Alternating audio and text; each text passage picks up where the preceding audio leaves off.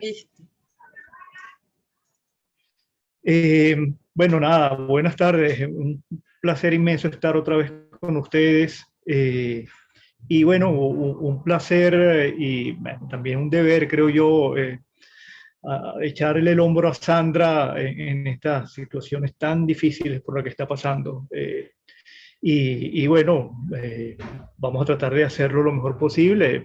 Lamentablemente me tienen a mí, no a Sandra, en este curso, pues no, que sería mejor tenerla a ella, porque además ella sabe mucho más de estas cosas que yo. Pero, pero bueno, nada, vamos a tratar de hacer una cosa, como decía mi papá, decorosa, ¿no? Eh,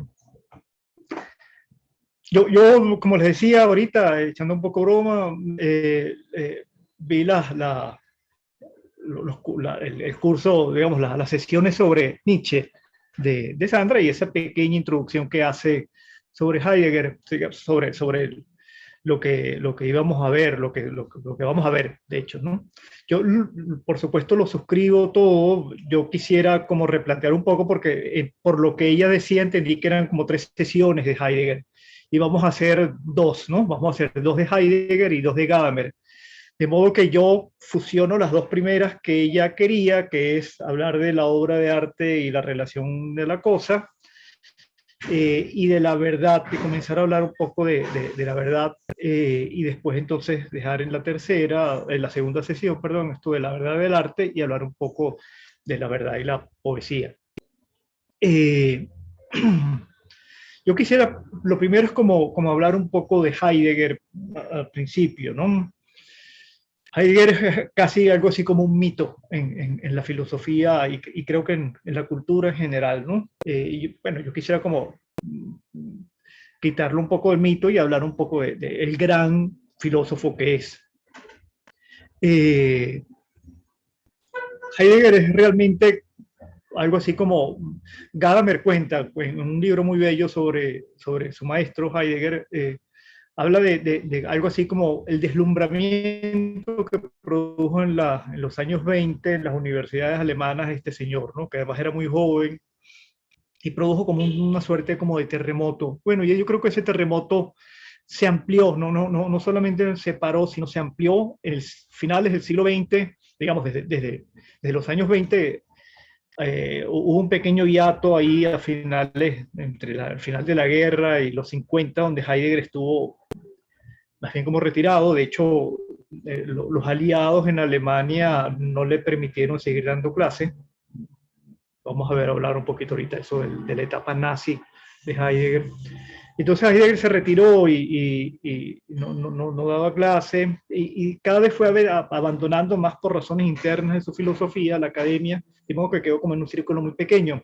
Pero posteriormente en Alemania y Francia, sobre todo, creo, empezó a recobrar, vamos a decirlo así, mucho espacio, y bueno, de alguna forma es maestro de estos grandes pensadores que le ponemos esa etiqueta un poco complicada de posmodernos, ¿no? Derrida, Deleuze, Foucault, tienen como Lyotard, ¿no? Digamos, tienen como gran maestro a Heidegger. Por cierto, siempre están en la línea de estaba el propio Heidegger, de Nietzsche, Heidegger, y después entonces pensar un poco, como bien les decía Sandra, pensar la realidad y sobre todo la realidad humana de una manera distinta como lo hacen las ciencias, como se piensa desde la racionalidad.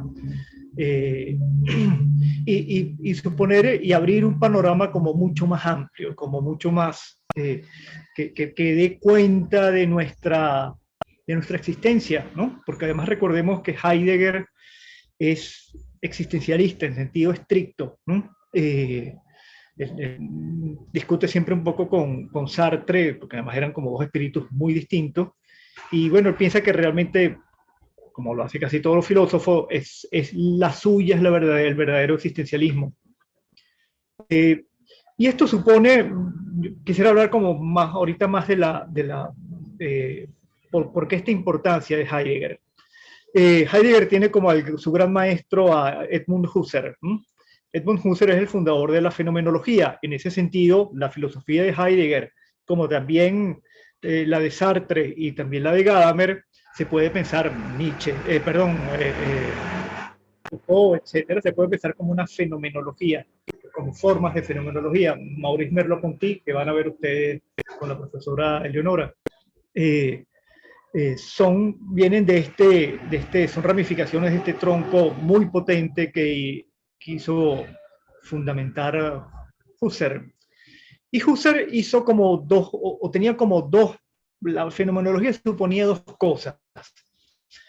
Una primera que es como fundamentar la objetividad de las ideas, la objetividad de la realidad, finalmente la objetividad de nuestras formas de la conciencia. Es decir, hay objetividad en el pensamiento, digamos, en el pensamiento de la realidad, pero también Husserl lo pensaba en el pensamiento matemático, porque nosotros tenemos una fundamentación racional en base a lo que él llamaba eidos, ideas,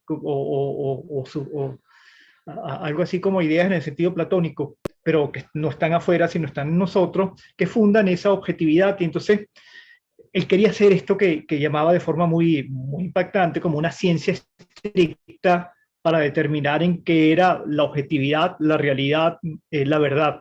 ¿No? Y entonces, ¿qué quiere hacer esta? Basado en una fundamentación trascendental, la llamaba ahí, por ahí suena Kant esto, ¿no? Es decir, cómo nosotros en nuestra conciencia fundamos la realidad y la verdad de la realidad en la medida en que la realidad se ordena con las estructuras que son estos eidos, ¿no? Pero por otro lado, Husserl, entonces digamos, aquí tendríamos una ciencia, algo así como una metamatemática, una ciencia que quiere fundar la realidad de forma objetiva, pero por otro lado, Husserl tiene una idea de también fundamentar la vida, algo así como entender de dónde viene esta idea de la vida, y se inventa sobre todo al final cuando se le complica esta cosa de las ideas, de los seidos, se inventa este concepto que es fundamental en la sociología, que es el mundo de la vida. Entonces el mundo de la vida hablaría ya no de esta fundamentación racional, objetiva, etcétera, sino más bien de esta fundamentación existencial. Y es en esta rama, vamos a decirlo así, de la fenomenología, la otra rama quedó, bueno, prácticamente, digamos, lleva un callejón sin salida, una calle ciega, y no se continuó. Pero sí se continúan las fundamentaciones más empíricas, vamos a decirlo así, esto lo llama Heidegger, más de la facticidad. Es decir, ¿qué significa facticidad? Estar en el mundo, ¿no? Es decir, nosotros estamos, dice Heidegger, echados en el mundo, echados en el sentido de que además no elegimos estar en el mundo, no, nuestros padres decidieron que nosotros estuviéramos aquí. Además echados yo recuerdo, o recordamos, o hacemos nuestra vida, sabemos que es nuestra vida, no sé, desde los 2 años más o menos. El nacimiento no es parte de la vida de uno, es decir, le dicen que uno nació en tal momento y a los 6 meses le pasó tal cosa, pero eso no es parte de mi vida, como seguramente no será el momento final, la muerte. Pero entonces nuestra vida es una vida que está en el mundo y tiene que resolverse en el mundo. Y ese resolverse en el mundo implica fundamentalmente comprenderse en el mundo. Vamos a ver un poco, aquí vamos a hablar mundo, porque eso es una de las cosas que hace la obra de arte, mostrarnos el mundo. Pero al mismo tiempo tenemos esta relación con las cosas y con los otros. Debemos invertirlo, porque Heidegger piensa que es primero con los otros y después con las cosas, en que tenemos que entendernos como estos seres existentes. De ahí el existencialismo. Digamos, el existencialismo, recuérdense que tiene estas dos cosas fundamentales. La primera es que no tenemos una esencia, no tenemos una sustancia, sino estamos continuamente creándonos y recreándonos. Es decir, no tenemos algo que nos defina qué somos y quiénes somos. Y al mismo tiempo, esto lo señala Heidegger, la otra cosa muy importante, es que somos seres que tenemos conciencia, aunque esta conciencia no significa única ni fundamentalmente conciencia racional, pero tenemos conciencia de estar en el mundo, y esa conciencia de estar en el mundo se refleja en esta cosa muy importante que es que nos preguntamos por el ser de las cosas, por el ser. De modo que esto que uno piensa que es oficio de filósofos, preguntarse, esto se llama ontología, preguntarse por el ser, Heidegger piensa que es una condición propia de nosotros, ¿no? Por supuesto, la mayoría de las veces no estamos preguntándonos por el ser, estamos haciendo cosas, estamos viviendo nuestra vida, resolviendo asuntos, etcétera. Pero de vez en cuando, Heidegger dice esto en que es metafísica, por ejemplo, en este momento de la angustia, nos preguntamos, bueno, ¿por qué? ¿Qué es esto? ¿Por qué estoy yo aquí? ¿Qué hago yo aquí? Es decir, estas preguntas que son preguntas fundamentales y que son preguntas que tienen que ver con esto, eh, eh, lo decía Sandra en la presentación del curso, en la primera sesión, con esta idea muy importante en el siglo XX que es encontrar sentido, ¿no? No verdad, no verdad como la de la ciencia, sino sentido, y ese sentido tiene que ver, piensa Heidegger, fundamentalmente con nuestro estar en el mundo, eh, con nuestra relación con los otros, por supuesto con la relación de nosotros mismos, y con esta idea de que estamos existiendo, pues, ¿no? De que no tenemos sustancia, de que, dice Heidegger, somos proyecto. Somos proyecto es fundamentalmente, esto es muy importante en Heidegger, que no estamos pensando como tanto en el atrás, sino más bien en el futuro. Esto nos lleva a esta cosa importante, que esto que estoy diciendo se escribe de forma compleja, pero además como muy potente, en este texto fundamental de Heidegger, que es Ser y Tiempo. Escribirlo aquí en el chat. Ese libro que salió, se editó salió que es en 1927, que se lo dedica a Husserl. Eh, es un texto fundamental de la cultura, creo yo, ¿no? Hay quienes dicen que ese texto es tal vez de la importancia de Platón, algo así, ¿no? Eh, entonces, déjenme.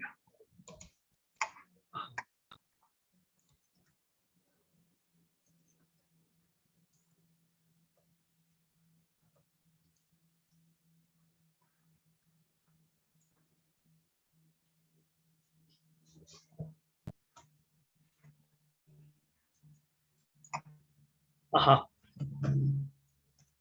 Eh, y entonces ser y tiempo, como les decía, vamos a decirlo así, como desde la fenomenología es no meterse con esto de las fundamentaciones objetivas, de las eidos, de estas esencias que fundan la realidad y fundan la objetividad, sino más bien hablar de la facticidad humana, es decir, de este ser que está en el mundo, que está en el mundo de la vida, como lo diría Husserl, Heidegger lo llama mundo, y que tiene atención a este mundo, es decir, Heidegger eh, tiene esta idea de cuido por el mundo, de cuido por el ser, de atención a esto, ¿no? Es decir, nosotros no estamos en el mundo como están los pajaritos que están simplemente viviendo, nosotros además tenemos esta idea de atender al mundo, de atender a los otros, de atender la cosa, vamos a hablar hoy de la cosa, para hablar del arte, de la obra de arte, y entonces esto significa que tenemos una posición respecto a la realidad que no es simplemente inmersos en ella, sino además pensarla, digamos, y pensarla por su fundamento, vamos a decirlo así, preguntarnos por el ser. Decía que es metafísica, Heidegger dice, bueno, nosotros somos los únicos que nos preguntamos, y esta pregunta a lo mejor no lo hacemos siempre, pero de vez en cuando nos sale, ¿por qué el ser y no más bien la nada? ¿No? Porque hay cosas, porque estamos nosotros, porque existimos, porque hay existencia, y no más bien hay nada, cero, ¿no? Eh, Entonces, somos estos seres particulares que tenemos esta perspectiva existencialista, existencial, y supone esta idea que es fundamental, y esto nos va a servir también para Gadamer, que somos seres que entendemos que nuestra condición es interpretar o tratar de comprendernos en el mundo. ¿No? Es decir, eh, también tenemos que comprendernos, aunque esa comprensión no significa y no se reduce a una comprensión científica, técnica, sino más bien una comprensión ontológica. ¿No? Y con ontológico quiero hablar de esta, no de ciencia del ser, sino más bien de pregunta por el ser, pregunta por qué somos, por qué son las cosas, por qué las cosas son, por qué hay ser y no más bien nada. Bueno, esto Heidegger, como le digo, lo escribe en Ser y Tiempo, y después se va en los años 30,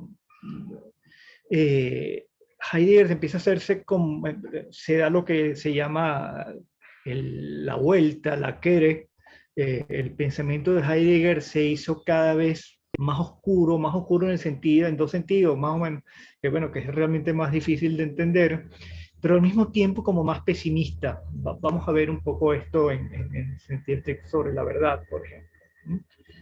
Y ese pesimismo además supone el pesimismo sobre las posibilidades nuestras realmente de pensar la realidad y llegar por lo menos a entender el sentido del ser, que es la gran pregunta de Ser y Tiempo.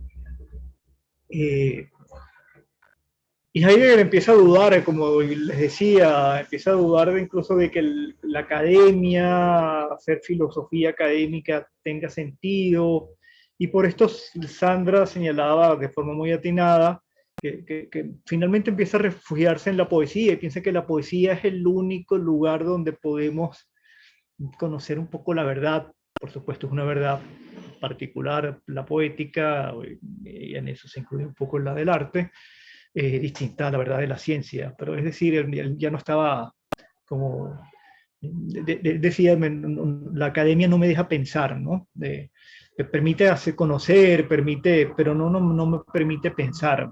Esto lo dice también en ese texto, ¿qué significa pensar? Que tiene esa frase como muy importante, las ciencias no piensan. Es decir, las ciencias conocen bien sus objetos, son muy útiles, etcétera, pero no conocen las cosas esenciales, no conocen el ser, no conocen la sustancia, no se preocupan por eso, y aquí hay una pérdida digamos, en toda la metafísica occidental, que es que nos hemos olvidado del ser para fijarnos solamente en las cosas, porque además las cosas son las que nos interesan porque producimos con ellas, las podemos controlar, las podemos, después con la técnica, que es un tema muy importante Heidegger, con la técnica las podemos dominar y pensamos que podemos además dominar la naturaleza, etc. Entonces la metafísica es como un relato, lo vamos a ver un poco ahorita, muy parcial de la realidad. La metafísica tradicional occidental es un relato muy parcial de la realidad, muy superficial, pero además con unas intenciones, porque hay una necesidad de dominio técnico que ha dejado de lado, vamos a decirlo así, estas grandes preguntas, sobre todo la pregunta del ser, ¿no? ¿Qué significa pensar? Que por cierto lo hace siguiendo a Nietzsche, es la idea de tratar de entender qué es lo importante de pensar y qué es esto de pensar la esencia. Entonces, este giro, Heidegger lo va como haciendo, además cada vez se hace más esotérico, era un círculo muy cerrado de él y sus estudiantes, casi sus seguidores. Bueno, en Alemania a finales de los años 40, principios de los 50, la gente, a mí me contaba el profesor Heimann, que empezó a estudiar a finales de la guerra en Alemania. El profesor Heimann es un gran profesor de la Escuela de Filosofía, que la gente se burlaba un poco de Heidegger, ¿no? Porque decía que era este señor como, bueno, casi como un sabio de estos de la antigüedad, con unos seguidores. Que había que subir a la montaña, esta casa famosa en la Selva Negra, casita de verano donde él se refugiaba. Y entonces, bueno, tenía toda esta aura que muchos profesores nuestros, por ejemplo Ernesto Máiz Vallenilla, fueron además alumnos de Heidegger digamos, discípulos directos de Heidegger digamos, conocieron de primera mano esto, Federico Riu también. Bien, entonces, bueno, además porque esto es importante porque la tradición por lo menos de la Universidad Central de Venezuela, de la Escuela de Filosofía, es fundamentalmente esta de la que estamos hablando, un poco Heidegger, un poco Sartre, pero tiene raíces fenomenológicas, vamos a decirlo así, existencialistas muy importantes en su nacimiento por ahí en el 1947. Entonces, digamos, esta filosofía tan importante, se me olvida un aspecto fundamental que tiene que ver con el título del libro. Ser y tiempo es porque Heidegger descubre, esto está un poco en Husserl también, pero Heidegger entiende que la esencia nuestra es la temporalidad. Es decir, nosotros somos temporalidad, somos, efectivamente, le debemos nuestra existencia a un pasado, pero somos fundamentalmente, el tiempo para Heidegger no es el tiempo cronológico de los relojes o almanaques, sino el tiempo de la vida. Esto sigue un poco a Bergson y Husserl, Nietzsche también. Entonces, digamos, somos tiempo en ese sentido, en cómo internalizamos o cómo somos nuestra conciencia, la temporalidad y la conciencia de estar en el tiempo, pues, ¿no? Y ese tiempo que nos conforma, es famosísima la expresión de Heidegger que somos ser para la muerte. Esto no es tan tétrico como se piensa y a veces creo que se ponen en acentos demasiado negativos, sino es simplemente que tenemos libertad, vamos a decirlo así, posibilidades de existencia hasta la muerte. Cuando nos morimos ya se acaba, pues, ¿no? Ahí se acabó el proyecto. Y ahí podemos ya más o menos decir, fulanito fue esto y fue aquello, ¿no? Fue profesor y fue tal cosa. Bien, el otro capítulo que creo que siempre hay que mencionar en Heidegger es esta idea del nazismo, pues, muy importante, me parece a mí. Hay, por supuesto, pensadores que dicen que esto no es importante, que su filosofía se mantiene sola, que es ligar al... Pero bueno, en esta etapa muy oscura que decía de la Quere, o digamos más esotérica, más cerrada, se puede ver un poco esta cosa Heidegger fue rector de la Universidad de Friburgo, designado por Hitler, renunció al año, pero nunca, esto es muy importante en él, nunca se arrepintió, nunca pidió disculpas, nunca dijo nada sobre esto, ¿no?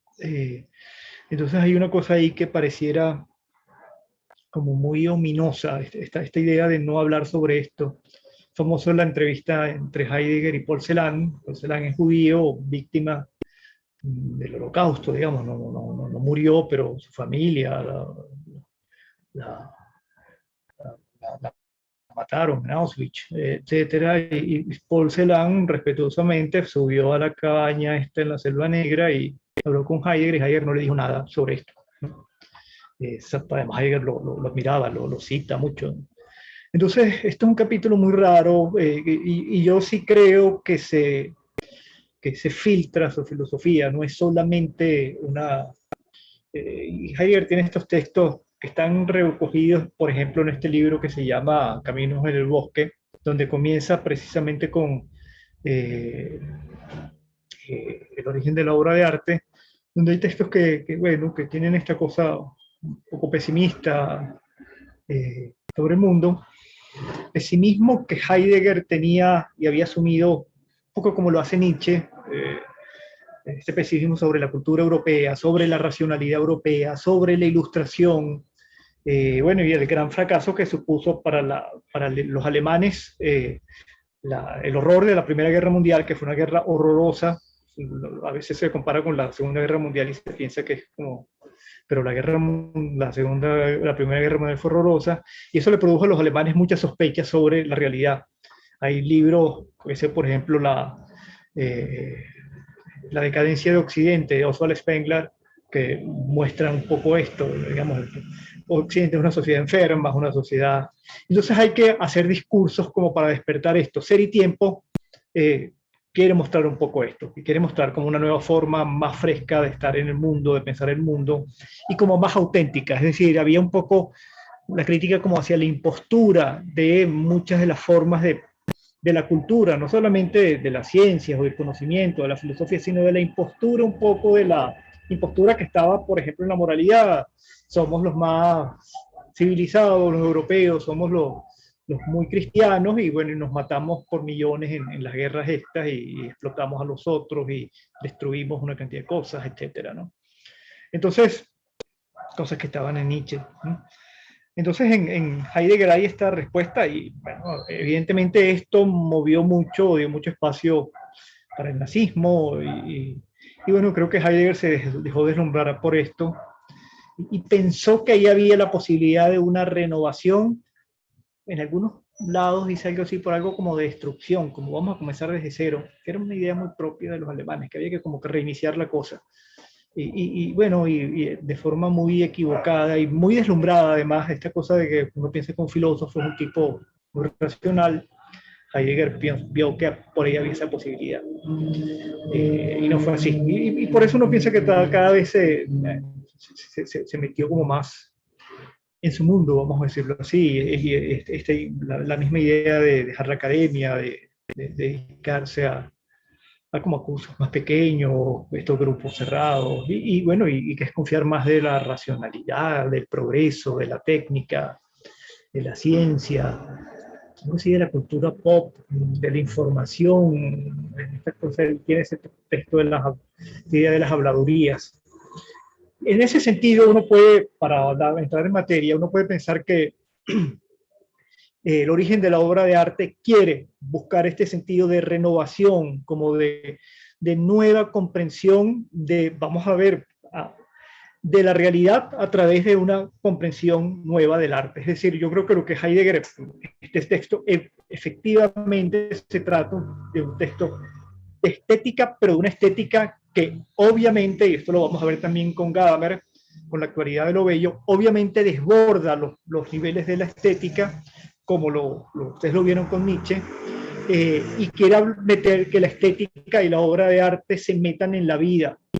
En el sentido de Heidegger lo quiere a referir esto, no tanto como Nietzsche, sobre la vida misma, sobre la voluntad de poder, sobre la vitalidad, etcétera, sino sobre este gran tema de Heidegger, que es la fundamentación de la realidad, es decir, ver cuál es la esencia del mundo. Y entonces por eso esta es una estética ontologizante. Quiere hablar del arte, pero quiere hablar del arte en la medida en que el arte finalmente me muestre el ser y me muestre la verdad, ¿no? Además, el verdadero ser y la verdadera verdad, valga la redundancia.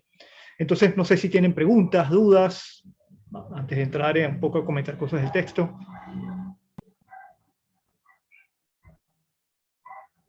Como les decía Sandra, interrúmpame en cualquier momento,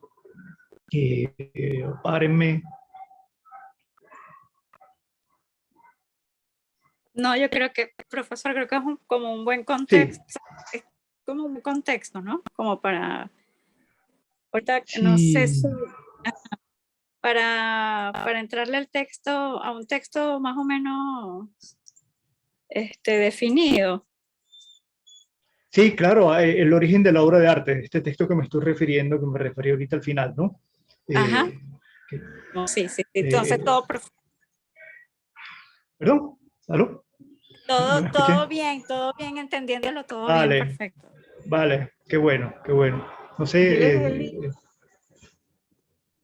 Ajá. Para el libro de Ser y Tiempo. De Ser y Tiempo, chévere, sí. Yo tengo una edición que es como muy buena, es como la última traducción, no sé si es esa, lo que Teresa. ¿En PDF? Que también sí, en PDF. Que es muy chévere, porque esta es la traducción de Gauss, que es muy importante, y está esta traducción, se me olvida el nombre del traductor, bueno, sí, chileno, sí, creo que es también muy interesante.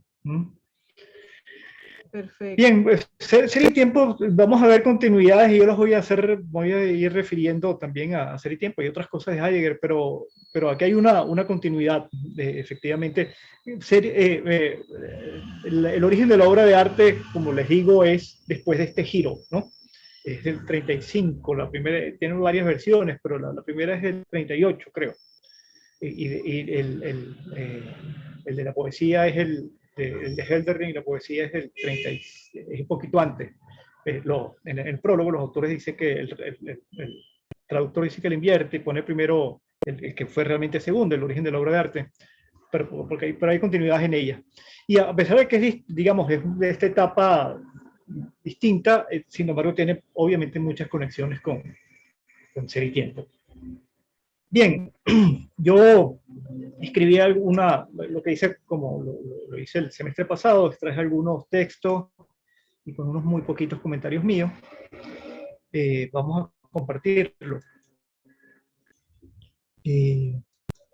Yo lo pongo como lo poníamos no sé, Valerie, ¿te lo paso o lo pongo? Te lo paso, el texto este. Como quieras, como quieras, como quieras.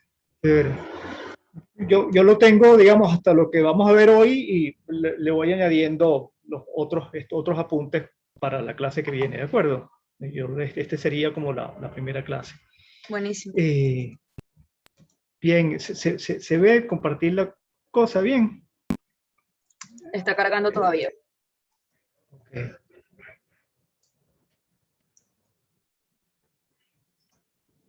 Ahora sí. Ya lo puedo, vamos a poner esto más amplio, más bonito. Ok.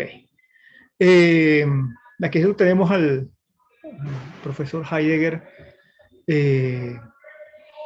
Estas son fotografías de un libro muy bonito sobre la casa de Heidegger, esta casita donde él se iba en verano, en invierno, en un frío. Esto es en Friburgo, que fue la última universidad en la que estuvo Heidegger, y en la Selva Negra, de donde por cierto vienen los colonieros de la Colonia Tovar, vienen de ahí. Y tiene, este libro también se los voy a poner por ahí en un link para que lo bajen. La cabaña de Heidegger se llama, tiene unas fotos preciosas. Y esta foto es muy reveladora, el texto ese que se llama Caminos en el Bosque. A Heidegger le gustaba efectivamente meterse en el bosque y esta idea del pensador caminando es muy alemana también, pero Heidegger la explotaba mucho, ¿no? Heidegger era un tipo, por supuesto, muy consciente de su posición, entonces era también una gran diva, ¿no? de la cultura alemana, y de la filosofía alemana, por supuesto, y de la cultura alemana. Bien, este texto comienza, lo decía Sandra, con esta pregunta por el origen o principio, ¿no? Se llama el origen de la obra de arte, y yo añado principio.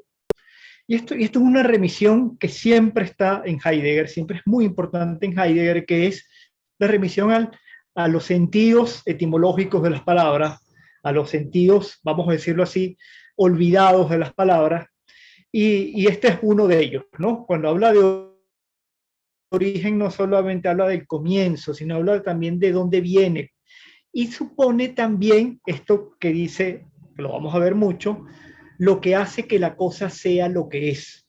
Esta palabra aquí, que el origen habla por un lado de dónde comienza, cuál es el comienzo, pero habla también del principio, también principio, por eso puse principio, porque el principio habla no solamente del comienzo temporal, sino del principio fundamental, de lo que me constituye. Y lo que hace que la cosa sea lo que es, esto lo pone Heidegger, es la definición de esencia de Aristóteles, ¿no? Aristóteles define la esencia así, lo que hace que la cosa sea lo que es. Es decir, cuando nosotros pensamos la esencia de algo, es saber lo que hace qué es lo que hace que la cosa sea lo que es. En griego es, además, una cosa muy interesante, que es toti, toon, einai, y el einai ese que es el final, es realmente lo que hace que la cosa sea lo que era. Y hay una gran discusión sobre por qué Aristóteles puso esto en pasado, en participio pasado, porque lo que hace que la cosa sea lo que era y no lo que es. hay una versión como muy interesante que dice que siempre que pensamos la cosa, ya la cosa sigue siendo, sí, ya pasó, ya ha cambiado, aunque sea un poquito. Entonces, cuando yo digo lo que es la cosa, he tomado como una foto, pero la película sigue. Entonces, por eso tengo que decir, o decía Aristóteles, esto es lo que hace que la cosa sea lo que era y no lo que es, porque solamente puedo decir, digamos, referirme a lo que era cuando la percibí, algo así. Pero esto es Pero lo que quiero señalar es que aquí Heidegger ya está desde el comienzo mismo manejando estos términos como muy cargados filosóficamente de significados, ¿no?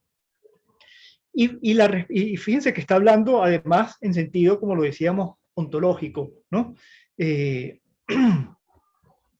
Preguntarse esto, ¿qué es algo y cómo es? Es lo que llamamos su esencia. El origen de algo es la fuente de su esencia. Habitualmente se dice que la obra surge a partir del artista.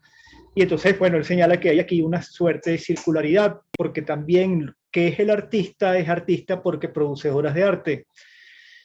Y al mismo tiempo, entonces mete un tercer elemento, dice que también podríamos pensar que artista y obra de arte son tales por el arte, ¿no? Y entonces habría que preguntarse, ya no por la esencia de qué es la obra de arte, o por la esencia del artista, sino por la esencia del arte que a los dos le da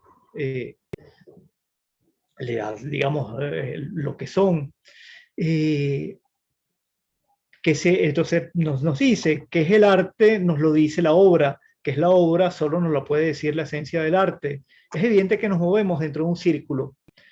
Es decir, y también piensa él, esta notación la hago yo de lo que él dice, no podemos decir que es el arte, la esencia de la obra de arte o la esencia del artista es por el arte, porque o tendríamos que, ¿cómo llegamos a saber qué es la esencia del arte?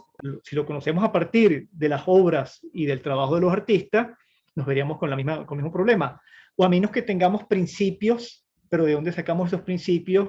De definir arte es esto, y a partir de ahí podríamos decir, esta es la esencia de la obra de arte y esta es la esencia del artista, porque son todas referidas al arte. De modo que hay un círculo que Heidegger piensa primero, o nos dice, que a lo mejor pareciera vicioso, pero para Heidegger los círculos no son viciosos, sino son círculos hermenéuticos.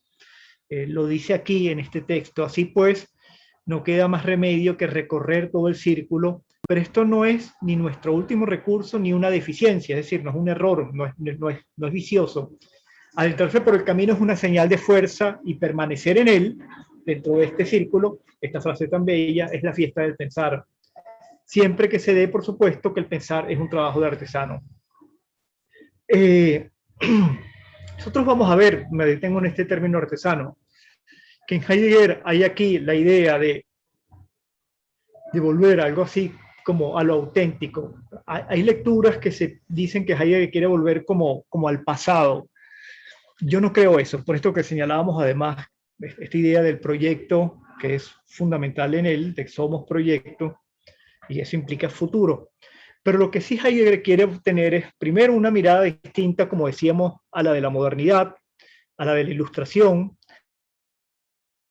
a la de la creencia que la razón puede resolver todo, a que hay una idea de progreso clara, y ese progreso va jalonado por la ciencia y por la técnica. Heidegger es muy crítico de esto, y entonces quiere volver a encontrar un sentido, no creo que sea pasado, sino originario de las cosas.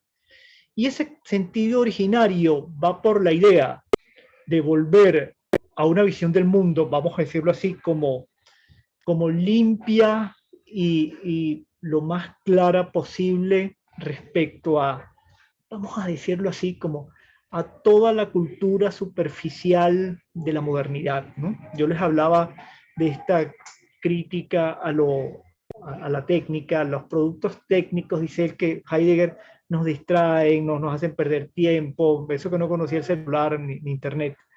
Pero esta cosa que no nos permite vivir nuestra vida, esto es un término heideggeriano, auténticamente, ¿no?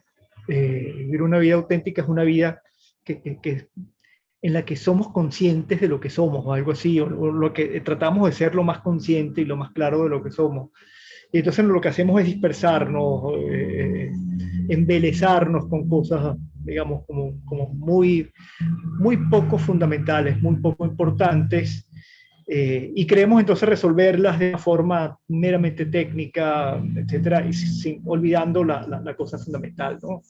Olvidando el ser, olvidando la sustancia, olvidando el mundo, la comprensión del mundo que nos rodea, etcétera.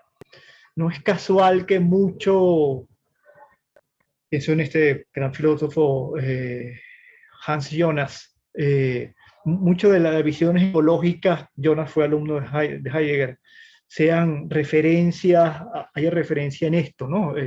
Digamos, cierto ecologismo que piensa que algo así como toda esta quincalla técnica no solamente nos ha hecho olvidar el mundo, sino además lo hemos convertido en un basural, ¿no? Bueno, Heidegger piensa un poco esto. Entonces, creo que no hay, cuando habla esta de idea de artesano, habla de esta idea de lo originario, ¿no? de lo originario y de lo fundamental. Vamos a ver que un concepto aquí importantísimo en Heidegger sobre la obra de arte, que es lo que hace la obra de arte, es descubrirnos la tierra, ¿no? La tierra en el sentido de esta cosa que nos ancla existencialmente al mundo, que nos da piso a la vida. Y bueno, esto está relacionado con el campo, está relacionado con la campesina, con los zapatos de la campesina que vamos a ver hoy, con la piedra, con el río, y también con el cielo, pero supone esta idea de algo que es fundamental y a lo cual no escuchamos, no oímos. Esto es muy importante en el existencialismo heideggeriano y también en Gadamer, esta cosa como que huir al ser, ¿no? Vamos a ver términos de esto. Entonces lo que quiero decir con esto es que esto parece como una visión del pasado y creo que no. Lo que creo que Heidegger quiere es más bien ir como a lo profundo, si se me permite hablar así, como a lo verdaderamente importante, ¿no? Y entonces, ¿cómo salir del círculo no vicioso, pero cómo poder tener un agarre para él? Dice Heidegger esto: para encontrar la esencia del arte que realmente está en la obra, busquemos la obra real y preguntémonos qué es y cómo es. Fíjense entonces esto, no se trata de un concepto de arte, no vamos a buscar un concepto o a crear un concepto de arte, no vamos a hablar del artista, sino vamos a hablar de la obra. Ese es el centro de este texto. Por eso el origen de la obra de arte no habla tanto de cuál es el comienzo de la obra de arte, vamos a hablar que algo de eso hay, pero sobre todo de qué es la obra de arte. Y lo señala esto, vamos a hablar de la obra real, no vamos a hablar de una cosa ideal, no vamos a hablar de una construcción racional. Piensen esto que decíamos en nuestro curso pasado, los empiristas, vamos a decirlo así, proponían frente a un ideal de belleza hablar de la cosa real frente a nosotros que nos produce placer. Es el gran giro del siglo XVIII sobre el siglo XVII, que era racionalista, idealista.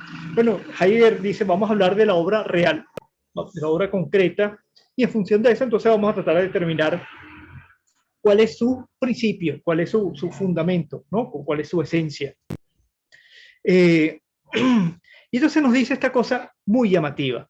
Si contemplamos las obras desde el punto de vista de su pura realidad, sin aferrarnos a ideas preconcebidas, comprobaremos que las obras se presentan de manera tan natural como el resto de las cosas. Las obras poseen el carácter de cosas.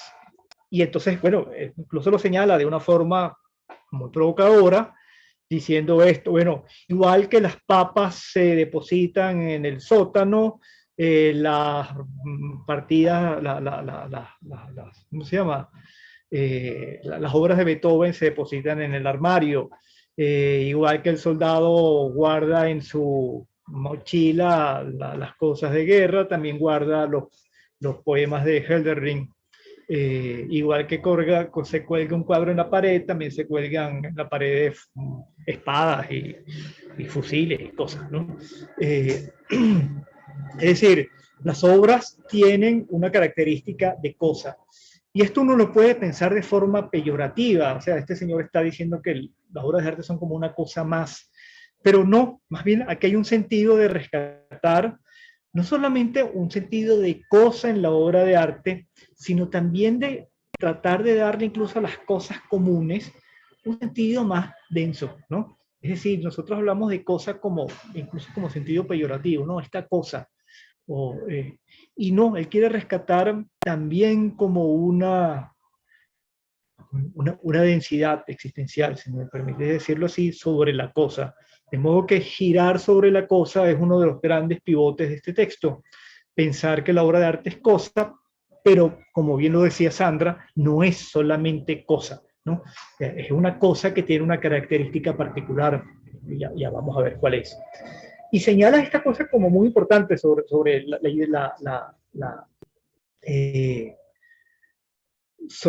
la cosa, la obra de arte como cosa. Dice, pero tampoco la muy invocada vivencia estética, la vivencia estética es esta, pensemos en el siglo XIX, que es el arte distinto al mundo, el arte, la vivencia meramente estética, la conciencia estética, como la llama Gadamer. Es decir, el arte separado ya lo habíamos visto esto con Kant, el arte no habla ni de la verdad habla la ciencia, ni de la moralidad, de la cual habla la razón práctica. El arte es pura forma estética. Esto que sucede en el siglo XIX, lo habíamos señalado que está un poco ya, digamos, sembrado en Kant, ¿no? Y además, si le añadimos a esto también esta idea de Kant del genio, de la producción de arte en base al genio, el genio es este individuo que ciertamente sigue unas reglas que les da el arte, que le da la naturaleza, pero que supone fundamentalmente una subjetividad, y una subjetividad que se hace cada vez más grande, ¿no? más inmensa, hasta ocupar como todo. De modo que la conciencia estética es esta. Y dice Heidegger esto, pero la muy invocada vivencia estética pasa por alto lo cósico de la obra de arte. La piedra está en la arquitectura, la madera en la obra tallada, el colorido está en el cuadro, y podríamos pensar, y entonces Heidegger da la vuelta aquí, que más bien es como la cosa en la obra de arte lo que la constituye el arte. Dice esto, lo cósico es tan inconmovible en la obra de arte que debiéramos decir al contrario, la arquitectura está en la piedra, la obra tallada está en la madera, el cuadro está en el color. Es decir, lo que fundamenta la cosa es esta cosidad, ¿no? Lo que fundamenta la obra de arte es este carácter de cosa. Ojo, aquí no significa esto materia y materialismo en un sentido como lato, o un sentido, los materialistas, por ejemplo, del siglo XVIII, sino supone esto como fundante, ¿no? Y por eso dice, más bien uno puede pensar que la arquitectura está en la piedra, ¿no? Es decir, a partir de la piedra que es posible la arquitectura, o la madera, o el cuadro supone el color, ¿no? Pero la obra de arte no es solamente una cosa, ¿no? Heidegger describe cosas, describe el terrón, el pedazo de tierra, la piedra en el camino, el ave en el bosque, los zapatos, la piedra, etcétera. Estos son cosas. Pero la obra de arte no es solamente una cosa más, y tiene esta cosa muy importante, y dice, o será inútil y confuso preguntar por qué la obra de arte encima de lo de preguntar por qué la obra de arte encima de lo cósico es además algo otro. Es decir, la obra de arte es cosa, siempre es cosa, porque todos somos cosas, dice Heidegger además. Cosa es hasta Dios, y ahí se remite a Kant. Para Dios, para Kant, el mundo, cuando hablo de mundo no habla del mundo tierra, sino del universo, pues, ¿no? El mundo como totalidad, Dios, la libertad en nosotros, la dignidad en nosotros son cosas en sí. De modo que fíjense que va de la cosa a cosa, como el pedazo de tierra que uno se encuentra en el camino.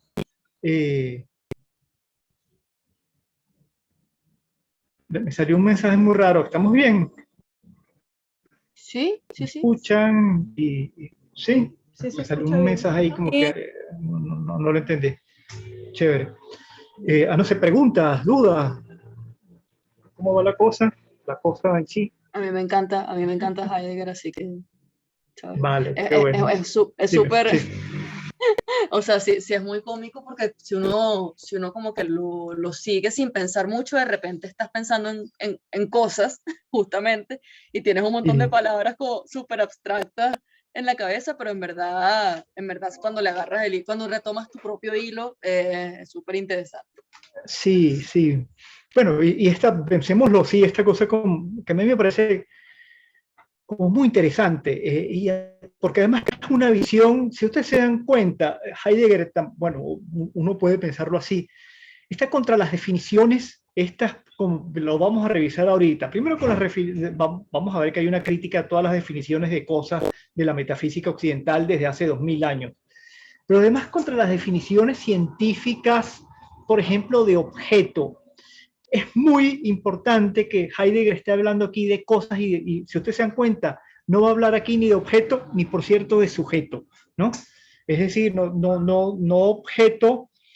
¿Por qué no objeto? Porque el objeto se supone, digamos, en la epistemología contemporánea, y estoy pensando desde Kant en adelante, que el objeto lo constituye el sujeto, es decir, el objeto es un resultado de las constituciones que hace, digamos, de fundamentación trascendental, lo diría Kant, sobre la realidad, es decir, la realidad es un constructo con los fenómenos que hay en la realidad, pero que están organizados por nuestras formas. Y Heidegger quiere rescatar aquí, pone el término cosa para señalar algo que tiene existencia propia y no depende de nosotros. Y no va a hablar de sujeto y subjetividad porque no quiere entrar en esta pretensión moderna de que nosotros sí sabemos cómo es el mundo. No solamente sabemos, sino además con ciencia y técnica podemos controlarlo y podemos manejarlo, ¿no? Entonces él quiere más bien como señalar, dejar que la cosa se asiente sobre sí misma. Y esto habla de esta idea que yo señalo de más de fundamentos que no sé, de nostalgia de un pasado. A veces Heidegger lo tiene, pero es aquí más hablar de la realidad. Y de la realidad, más adelante lo dice de una forma como muy bella. Vamos a dejar que la cosa sea por sí misma, no la atormentemos con nuestros conceptos y con nuestras cosas, sino, claro, eso la hace, por cierto, un poco como muy cerrada y muy... Vamos a ver cómo Heidegger cree que podemos entrar en ella. Pero esta cosa, pero la cosa, ¿se me escucha bien? ¿Aló? Sí, sí, sí, te escuchas perfecto. Sí, Sí. vale. Apagué la cámara porque se está quedando con un delay. Vale, sí, es que se me salió un mensaje que la red vibró un poco. Bien, entonces, vamos a ver, la cosa es esto que es independiente de nosotros, que no depende de nosotros, que no está constituida por nosotros, ¿no? Más bien hay que dejarla ser, es un poco la idea, ¿no? Pero esto es importante, que la obra de arte obviamente no es solamente cosa, hay algo más. Y dice Heidegger, esto es lo que en ella constituye lo artístico. La obra de arte es en verdad una cosa confeccionada, primero es una cosa hecha, esto va a ser muy importante porque nos va a hablar más adelante de lo útil, es decir, no es una cosa como en el mundo, nosotros llamamos cosas en general, dice él, a las cosas del mundo, el árbol, la piedra, etc. Pero es una cosa confeccionada, pero además es una cosa que dice una cosa distinta a sí misma, ¿no? De lo que es. Es en griego agoreoin, es decir, alegoría, ¿no? Este es el término, el origen del término, y la alegoría es aquello que se presenta. La alegoría es una figura primero de la retórica y después de las artes plásticas, pero a partir del siglo XVII de las artes plásticas, pero antes de la retórica, que es esto que define una cosa y señala otra. Es símbolo también. Es decir, la obra de arte en cuanto a cosa no se queda en la cosidad, sino además es algo que habla de otra cosa, señala otra cosa, ¿no? La obra de arte, la obra hace conocer abiertamente lo otro, revela lo otro, es alegoría. Con las cosas confeccionadas se junta algo distinto en la obra de arte, es symboleion, símbolo. La obra es símbolo. Alegoría y símbolo son el marco de representaciones dentro del cual se mueve hace largo tiempo la caracterización de la obra de arte. Y esto es muy importante, lo vamos a ver después en Gadamer, en la actualidad de lo bello, que es esta idea de que el arte tiene un significado que no es meramente artístico, que no es meramente estético, sino me habla de otra cosa fuera. Esto tanto para Heidegger, creo que para Heidegger y para Gadamer, que en esto es alumno, sigue a su maestro Gadamer, pero también creo que para muchas, lo decía Sandra, ¿no? Yo no recuerdo dónde, si en la primera clase o en la segunda, que las estéticas del siglo XX, primero son unas estéticas mucho más activas que la estética de la recepción kantiana, podemos llamarla así, pero también son estéticas que quieren fundamentar otra cosa, no quieren quedarse en la mera vivencia estética.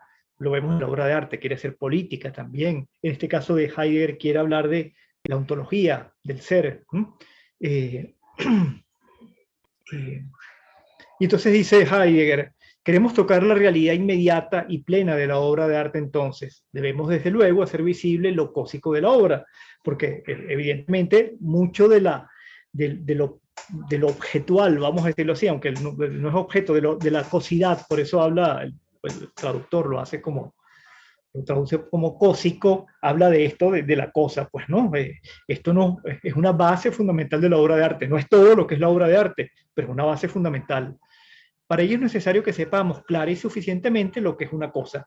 Solo entonces se puede decir si la obra de arte es una cosa, pero a la que se adquiere algo otro si la obra es en general algo diverso y nunca una cosa. Es porque estamos de acuerdo que la obra de arte es cosa, pero no es solamente cosa. Es decir, no es igual a la piedra. Hay otra característica en la obra de arte, pero evidentemente tiene una cosidad que, como les decía, aquí no hay nada peyorativo, sino más bien fundamentar un sentido muy originario y muy importante en la realidad, que es esta idea de cosa. Heidegger, cuando ha hablado de la cosa, dice todo ser podemos entenderlo como cosa. De hecho, estamos hablando de la cosa. Cuando hablamos de la cosa, hablamos del ser. Y entonces, por eso, hay estas palabras o estas frases que a veces incluso el pobre Heidegger es objeto de burla. ¿Qué es entonces en verdad la cosa en tanto que es una cosa? ¿Qué significa esto de la cosa en tanto que es una cosa? Bien, uno puede ver un árbol y lo puede pensar como un árbol, como un ser vegetal, como esta cosa bella que supone la naturaleza, o ves a una persona y bueno, y la piensas como humano y piensa que tiene intenciones y caramba, ¿será bueno conmigo? No, me estará fregando, no, etcétera, etcétera. No, pero esto es hablar de las cosas solamente en cuanto a cosas, ¿no? No en cuanto a personas, no en cuanto a seres vivos, no en cuanto a metales, no en cuanto bosque, no en cuanto a estrella, sino en cuanto son cosas en el universo, en cuanto que son seres que existen, ¿no? Esa es el preguntarse por la cosa en tanto una cosa, que es parecido a aquello que al principio, el ser en cuanto ser, digamos, lo que hace que el ser sea lo que es. Eso es preguntarse por la cosa, piensa Heidegger, ¿no? Fíjense que estamos, de nuevo lo remarco, en un círculo de ontología, ¿no? Estamos hablando de el ente, por supuesto, de la obra de arte, pero de paso tenemos que hablar del ente de las cosas también, ¿no? De qué consiste la realidad de las cosas, ¿no?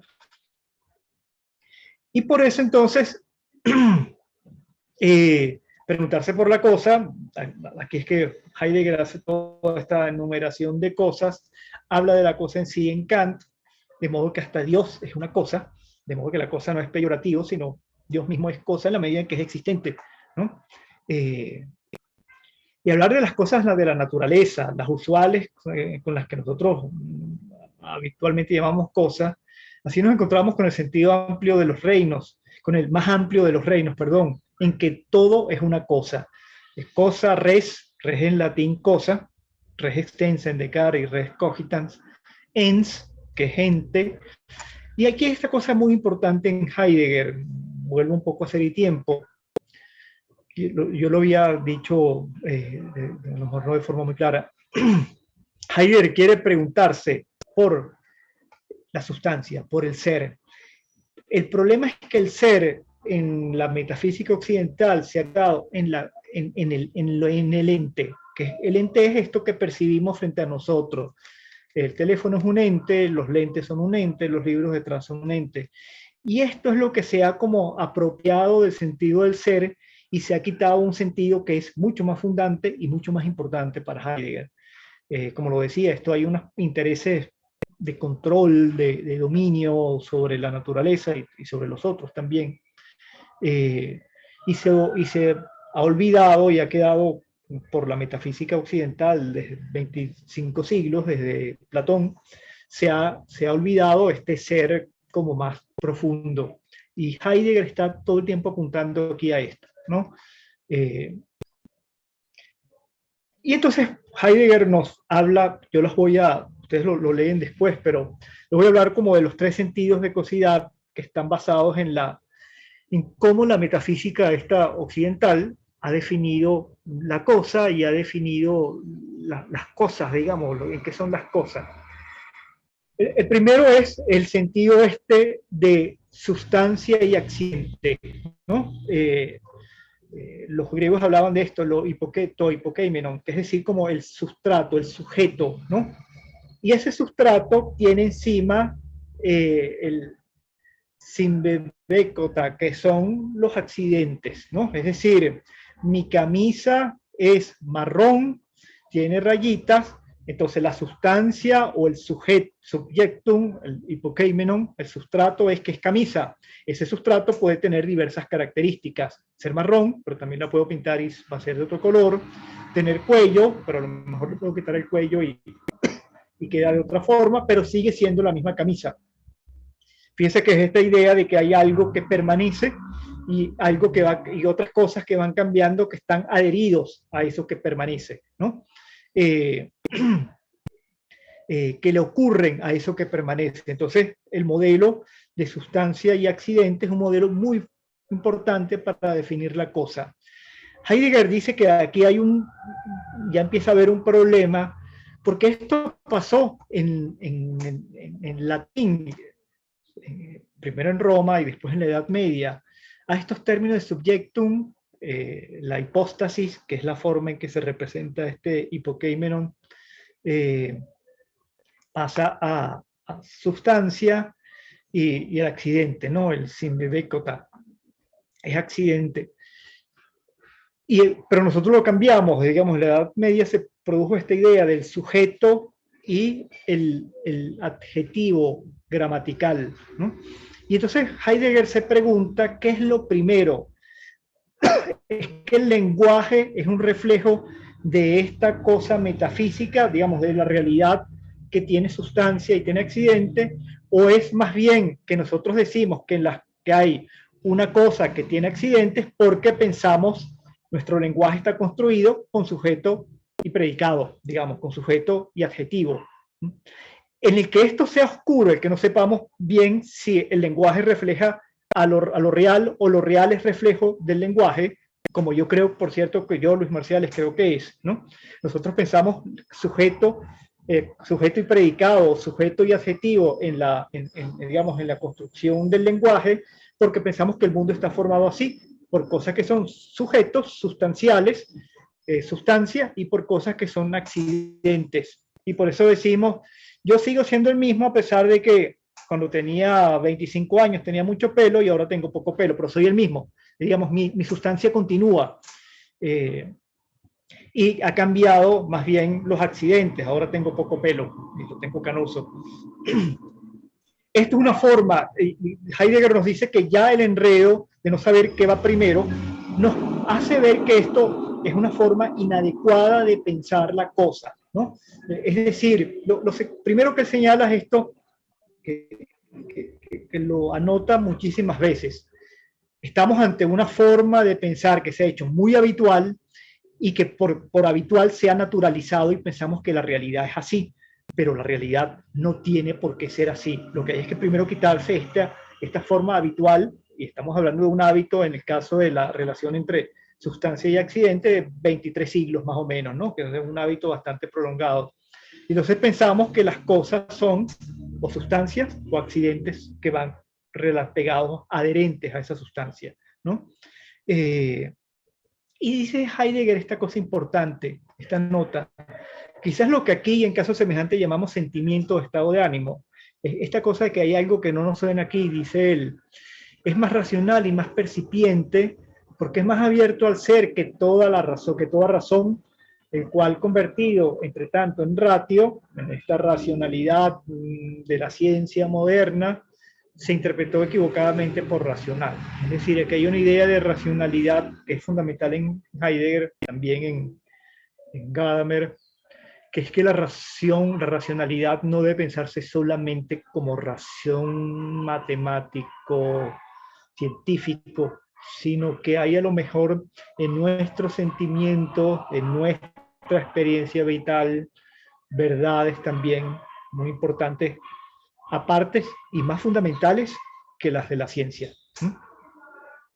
Y entonces dice, bueno, pareciera que aquí hay una forma muy enredada de pensar en la cosa, en la relación entre sustancia y accidente, y entonces, ¿por qué no pensamos una que sea más cercana? Y está la otra percepción, la otra concepción de cosa en nuestra cultura, que es la cosa como aistetón, como cosa percibida. Es decir, y entonces dice Heidegger, es pensar la cosa como un conjunto de cosas que percibimos, ¿no? Con lo que aportan las sensaciones de color, sonido, aspereza, dureza, la vista, la audición, el tacto. Las cosas nos atacan literalmente al cuerpo. Es decir, cosa es aquello que nos viene y nos afecta a nuestros sentidos, se impone a nuestros sentidos. Aquí hay evidentemente una cosa menos ratio, para usar el término de Heidegger, y más evidente, digamos, más de contacto. Y sin embargo, Heidegger aquí usa como un sentido, un argumento contrario.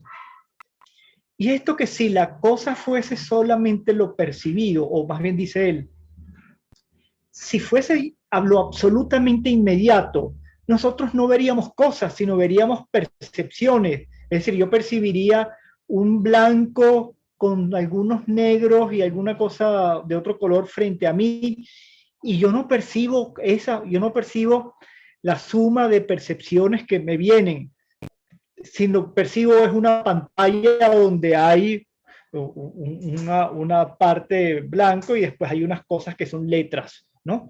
Iba a decir una hoja, no es hoja, una cosa electrónica, pero yo percibo son letras, no percibo cosas negritas que están sobre una superficie blanca.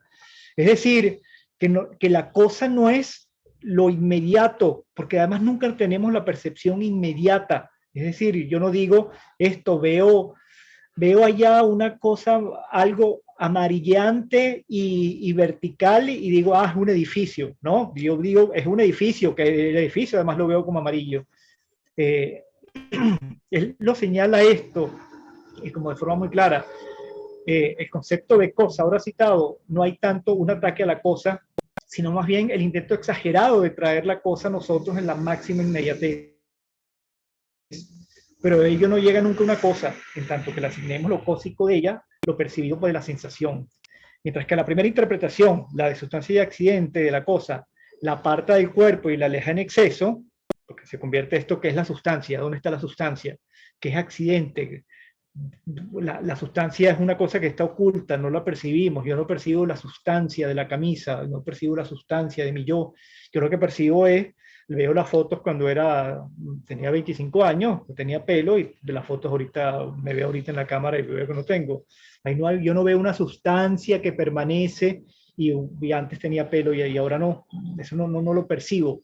Entonces la idea de sustancia es como muy intelectual, muy racional, pero entonces la idea también del de pensar la cosa como un haz de percepciones, es demasiado inmediato, ¿no? Dice Heidegger, la primera cosa lo aparta del cuerpo y lo aleja con exceso, la segunda nos ataca con ella demasiado el cuerpo, es decir, hay una cosa de corporeidad mucho, porque lo que quiere decir un poco Heidegger con esto es que nosotros siempre significamos, siempre damos sentido a la realidad, no vemos percepciones, esto es una abstracción, lo dice Heidegger en una crítica a un filósofo alemán del siglo XIX, es una abstracción estética decir que percibimos, que lo que percibimos son percepciones, ¿no? Uno no percibe colores, formas, percibe teléfonos, percibe lámparas, percibe ventanas, percibe árboles con flores, etc. No percibes algo verde con algunos colores encima, percibes árbol con flores. No percibes una cosa negra pegada en el techo, percibes una lámpara. Y la última, que es inadecuada también, pero nos va a dar más pistas sobre la obra de arte, es la relación entre materia y forma. Euler y Morphée, ¿no? Morphée es forma, Euler es materia, que es una relación también de la física de Aristóteles, pero muy llevada en la Edad Media, que es esta idea de que la cosa es una materia formada, es decir, la cosa es algo material al que se le añade una forma y se conforma, y entonces la cosa es la relación entre estos dos entes, digamos, entre estas dos partes de la realidad. Hay una realidad que es más o menos pasiva y la forma entra dentro de esa cosa pasiva. Aquí materia no significa madera, porque ya la madera, toda madera tiene forma, sino significa algo como pasivo, a lo que entra algo activo y que configura, que es la forma.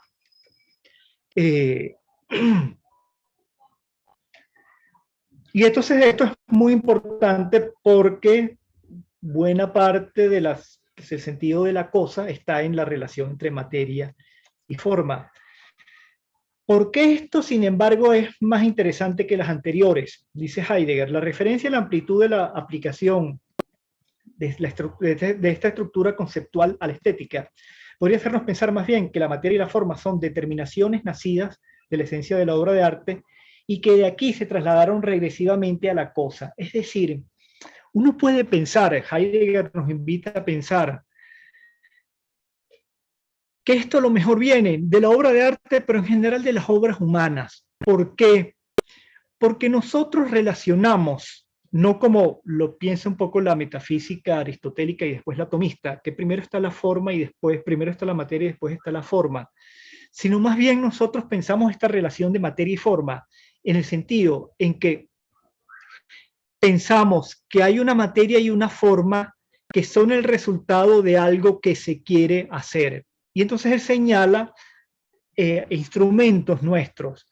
El zapato tiene la materia flexible, pero al mismo tiempo lo suficientemente rígida, porque necesitamos que sea, bueno, no nos aprisione el pie, pero al mismo tiempo dure, ¿no? El martillo tiene una materia dura y tiene la forma esta para golpear, porque necesitamos, hay forma y materia, están pensados por el creador, el que hace el instrumento, para construir una cosa donde forma y materia son relacionados unos con otros. Y de hecho lo dice Heidegger, esto le va muy bien al cristianismo para pensar la realidad, la idea de materia-forma, porque Dios se puede pensar como el gran artesano, como el gran creador, que hizo el mundo y le dio materia y forma según sus designios y según su idea, ¿no? La idea de creación es una idea de pensar el mundo como obra, ¿no? No sé si como obra de arte o qué otra cosa, pero por lo menos como obra.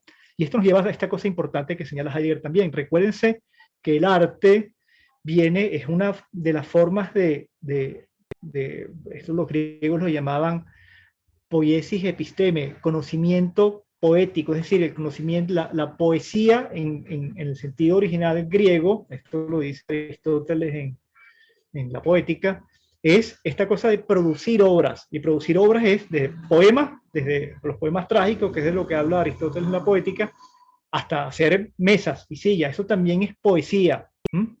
Lo que diferencia la poesía para Aristóteles de la mesa o de la silla o de la carreta es que la poesía representa la naturaleza. En cambio, las cosas, la mesa y la carreta tienen usos, ¿no? Para sentarse en ella o para llevar cosas, ¿no? Pero todas son poéticas. De modo que, fíjense que hay una idea muy importante de hacer, en el que se relaciona mucho esta idea de materia y forma. De modo que uno puede, esta idea de Heidegger, uno puede pensar de que la idea de materia y forma está relacionado con obras y, por supuesto, con la obra de arte. Entonces, pensar que la relación materia y forma supone, primero, vamos a decirlo así, pensar en las artes poéticas, las artes que producen, donde materia y forma son creadas, digamos, a propósito, con un sentido, como lo decíamos, el martillo necesita dureza, necesita un metal o una cosa muy dura para clavar y que no se rompa. La camisa necesita más bien ligereza y flexibilidad, ¿no? para que me sea cómoda, ¿no? Para que me la pueda llevar, etc. Entonces, fíjense, la significación de cosa como materia y forma nos empieza a acercar, y Heidegger está dando un giro aquí, hacia lo útil, porque entonces pareciera que lo útil, lo creado por nosotros, los útiles, las cosas que tenemos alrededor nuestro que hemos hecho, se definen mucho por esta idea de la materia y la forma. Y entonces, fíjense esto, dice Heidegger, así sucede que los conceptos de cosas dominantes nos obstruyen el camino para conocer lo cósico de la cosa, igualmente para lo que tiene de útil el útil, y más todavía para lo que tiene de obra la obra. Es decir, si queremos saber cuál es el principio de la obra de arte, tenemos que saber qué es una cosa, también tenemos que saber qué es un útil, y tenemos que saber qué es obra. Repito, ¿por qué Heidegger mete lo útil? Vamos a leerlo. La mera cosa es una especie de útil, solo que es justo el útil despojado de su ser útil. Es decir, cuando piensan en los zapatos que ya no me sirven o que ya no me gustan y están tirados ahí, bueno, ya eso es una cosa, ¿no? Porque es útil cuando me los pongo, cuando los uso. Vamos a ver que cuando finalmente me representen cosas, etcétera, ¿no? Pero cuando deja de ser como útil, que es lo que queda, dice Heidegger, parece que se vuelve como cosa, ¿no? Entonces, habría que entender qué es esto de lo útil. Y entonces, fíjense, Heidegger dice, vamos a definir la obra de arte porque es una cosa. Vamos a ver qué hay de cosa, pero nos dice que no es solamente cosa. Y los conceptos que tenemos para definir qué cosas nos sirven. Entonces propone esta idea de la materia y forma que supone, la idea de materia y forma, piensa Heidegger, supone ya la construcción de útiles, porque la relación de materia y forma se da en función de algo útil, ¿no? Piensa Heidegger. Y entonces por eso cuando el artesano se busca cierta madera o cierto metal para hacer una silla, es porque piensa que es la mejor materia para esa forma. Es decir, él está pensando en la relación materia y forma cuando construye cosas, ¿no? Cuando hace cosas. Entonces lo útil tiene esta relación de materia y forma, pero también lo útil, dependiendo de cómo lo pensemos, puede terminar siendo mera cosa, ¿no? Cuando decimos, bueno, esto es una cosa que está ahí, ¿no? Y no percibimos lo que va a señalar Heidegger, qué es lo que está importante en lo útil, que por qué lo útil me puede no solamente permitir definir la obra de arte, aunque la obra de arte no es solamente útil, pero también me permite definir la cosa. De hecho, con la relación materia y forma la define un poco, y entender entonces qué es lo distinto de la obra de arte. Dice Heidegger, ¿qué parece más fácil que dejar al ente ser precisamente el ente que es? Esto que decíamos. ¿por qué no pensamos al ente? ¿Por qué no lo dejamos ahí quietecito? ¿Por qué no dejamos la cosa quieta? O en esta labor llegamos a lo más fácil, que es dejar ser al ente como es, sobre todo cuando tal propósito es lo contrario de aquella indiferencia que sencillamente devuelve la espalda al ente. Es decir, dejar al ente tal como es no significa que no nos importe, déjalo ahí, tirado, sino bien vamos a dejarlo que él sea, ¿no? Vamos a dejarlo que se mantenga, ¿no? Ya vamos terminando, porque además le prometí a Carmen Alicia, dado la generosidad que ella tuvo para conmigo, terminar justo a tiempo. Pero vamos a quedarnos en esto. Hay una cosa muy importante para la metafísica occidental, que dice Heidegger, que dice: la prueba inequívoca de que la cosidad de la cosa es solo expresable difícilmente y raramente. Es decir, hemos visto en todos estos intentos de definir la cosa, sea como sustancia y accidente, sea como haz de percepciones, sea como sujeto y forma, forma y materia, disculpen. Todas estas concepciones son problemáticas y son ampliamente criticadas en la metafísica contemporánea, incluyendo la de Heidegger. Entonces hay una cosa que es complicado en pensar la cosa. Y entonces se trataría un poco de solamente tener la idea de usar el concepto de materia y forma, porque ese concepto de materia y forma supone lo útil, o nos ayuda a pensar lo útil, y pensando lo útil podemos pensar una idea sobre la obra de arte. Dice Heidegger, pero ¿qué camino conduce a lo que el útil tiene precisamente de útil? ¿Cómo experimentar lo que en verdad es el útil? El procedimiento necesario tiene que mantenerse alejado claramente de aquellos intentos que llevan consigo, otra vez, los abusos de las interpretaciones habituales, es decir, las anteriores. Materia-forma, haz de sensaciones y sustancia y accidente. Y entonces dice Heidegger, escojamos como ejemplo un útil bien corriente, un par de zapatos de labriego, y aquí entre la famosísima referencia de Heidegger a el cuadro de Van Gogh de los zapatos del campesino, de la campesina. Yo no sé por qué Heidegger lo señala, no sé si el título de Van Gogh es este. Es sobre este cuadro de Van Gogh, donde Heidegger va a tratar de describirnos qué es lo útil. Y lo útil, lo señalo solamente para irnos, lo útil solamente interesa porque produce esto, ser de confianza. El útil es útil en la medida en que sea un ser de confianza, es decir, que nos sintamos confiados en él, que no sentimos que nos sirve, sentimos que nos proporciona una relación adecuada con las cosas. No lo voy a leer, eso se lo voy a dejar a ustedes, lo corrijo, y hay un error aquí. Esta idea de cómo esos zapatos demuestran, no solamente muestran la utilidad que dice Heidegger, que obviamente tiene para la campesina, para ponérselos e ir a labrar el campo, sino también lo que muestran sobre el mundo de la campesina, ¿no? Por eso Heidegger señala aquí, y aquí vamos entrando en lo que dice la obra de arte, y en esta idea fundamental de que la obra de arte habla de verdad, en esta idea de ese útil que en la cual tenemos confianza nos abre, nos muestra el mundo y la tierra. Y entonces él ha escrito antes en este párrafo, que es muy bello, escrito poéticamente, esta idea de cómo el zapato de la campesina, no solamente el zapato, la cosa que se pone en los pies, sino que le muestra, le lleva, o nos muestra a nosotros más bien, la vida de la campesina, el mundo de la campesina.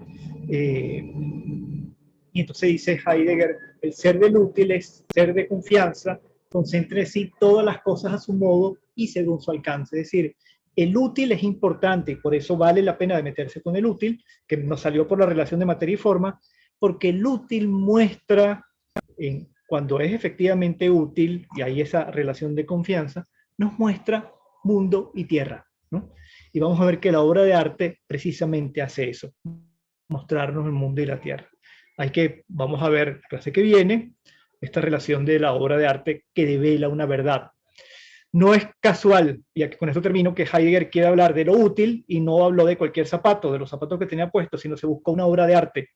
¿Por qué? Y la pregunta que dijo en el aire es ¿por qué buscó una obra de arte y no habló de unos zapatos, de sus zapatos que tenía puestos? ¿Por qué una obra de arte es más intensa? No sé si tienen preguntas rapiditas para no montarnos mucho en con lo de Carmen. ¿Dudas? ¿Se entendió un poco el hilo de lo que Heidegger quería señalar? Yo creo que sí, Sí, sí, pero, sí, sí. pero Vale. toca repasar el libro de la obra, el Sí, origen claro. de la obra de arte. Léanselo, léanselo. Tiene una introducción que es buena, la del traductor. Es buena porque tiene esquemas. Ahora tiene interpretaciones de Heidegger que a mí no me gustan, pero hace un buen esquema y sería adecuado, que además es bastante extensa. Léanse la introducción del Claro. texto que les puso. Y bueno, y nada, lean ese texto. Interesante todo el background para llegar a entender el texto como tal. Sí, bueno, estos son además unos espolones, como diría. No No está fácil, pero No Sí, es son fácil, titanes. sí. no. Pero bueno, nada, vamos a léanlo y bueno, abrimos, por ejemplo, La con una semana que buena viene sesión hablamos. de preguntas, seguimos con esto, ¿no? Perfecto. ¿De acuerdo? Buenísimo. Buenísimo. Bueno, muchísimas gracias pues por su atención. Gracias a usted, profe. Gracias a ti, Luis. Nos vemos el jueves que viene, pues. Sí, en el horario de 4:30 a 6, ¿de acuerdo? Sí. Ok, Un abrazo, que estén bien. Chao. Todos les voy a enviar Isabel, ¿cómo está? les voy a enviar el link para la clase de Carmen Alicia de una vez, que está esperando para que empecemos lo más pronto posible. O sea, pasen de una al salón de Carmen. gracias. Gracias. Valeria. Un abrazo. Chao. Adiós.